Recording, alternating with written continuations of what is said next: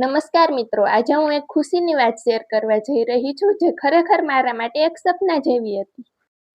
તમને બધાને ખબર જ હશે કે ઇન્સ્ટાગ્રામમાં થોડા દિવસ પહેલા એક ટ્રેન્ડ ચાલતો હતો કે કોના નામથી રીલ વાયરલ થાય છે, તો મેં પણ નીલ ચાવડાનું નામ લીધું અને રીલ બનાવી નાખી. આ રીલ અપલોડ કરીને હું બહુ એક્સાઇટેડ હતી. મને એમ હતું કે આ રીલમાં તો બહુ સારા વ્યૂ આવશે.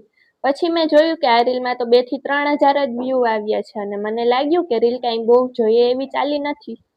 તો મિત્રો એટલું જ નહીં, આગળ જે થયું એ મારા માટે બહુ ખુશીની વાત હતી. પછી મારા મોબાઈલમાં એક નોટિફિકેશન આવી અને એમાં લખેલું હતું કે નીલ ચાવડા ઓફિશિયલ.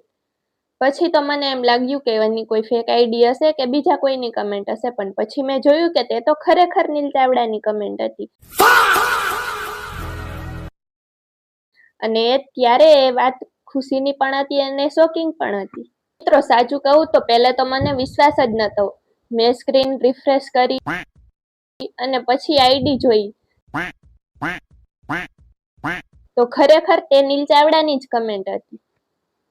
આ ક્ષણે મારી ખુશીનો કોઈ પાર ન હતો, કેમ કે એક તો રીલમાં એટલા ઓછા વ્યૂ આવ્યા હતા, એ છતાં પણ નીલભાઈ સુધી આ રીલ પહોંચી ગઈ અને એની કમેન્ટ આવી ગઈ. તે મારા માટે ખૂબ ખુશીની વાત છે. એક નાના એવા કોન્ટેન્ટ ક્રિએટર તરીકે તમારી રીલ મોટા ક્રિએટર સુધી પહોંચે અને એની એમાં કમેન્ટ પણ આવી જાય, એ શબ્દોમાં હું નહીં જણાવી શકું. અને જો નીલભાઈ તમે આ રીલ જોતા હોય તો જરૂરથી કહેજો કે આ રીલ તમને કેવી લાગી, અને તમારો હું દિલથી આભાર માનીશ. Thank you so much.